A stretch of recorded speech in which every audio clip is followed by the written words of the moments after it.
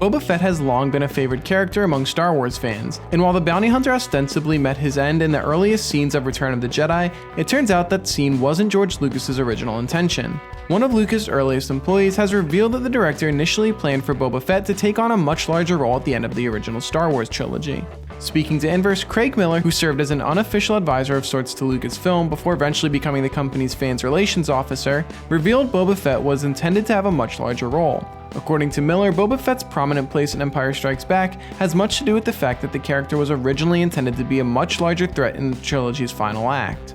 Originally, Boba Fett was set up in Empire as a character, and the third movie's plot was going to be more about Boba Fett rescuing Han Solo and all that. Boba was going to be the main villain. That was set up, why he was taking Han Solo away, why there was a thing with him in the Christmas special. While fans might initially be taken aback by the revelation that Boba Fett was supposed to be the main villain of Return of the Jedi, they will likely be even more surprised to learn that the climactic battle between Luke Skywalker and the Emperor wasn't scheduled to appear in that movie. Instead, Miller claims that the epic confrontation between the last remaining Jedi and Sith was set to take place in a sequel trilogy that Lucas planned but never followed through on filming. When George decided not to make a third trilogy, he completely jettisoned that storyline, which is why in the first 10 minutes, Boba Fett gets bumped into and falls into the mouth of a giant monster.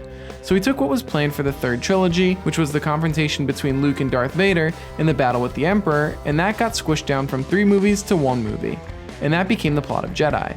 Lucas originally planned to release a series of 12 Star Wars films according to The Independent, before paring that offering down to 9. With the benefit of nearly 4 decades of history separating the release of the original films and The Force Awakens, the core Star Wars saga is now set to reach 9 films, albeit in a very different way than Lucas originally imagined. With a Boba Fett solo film to be part of the Star Wars Stories anthology, the series' favorite bounty hunter will be resurrected as well, returning to the screen 30 years after he disappeared in the deserts of Tatooine.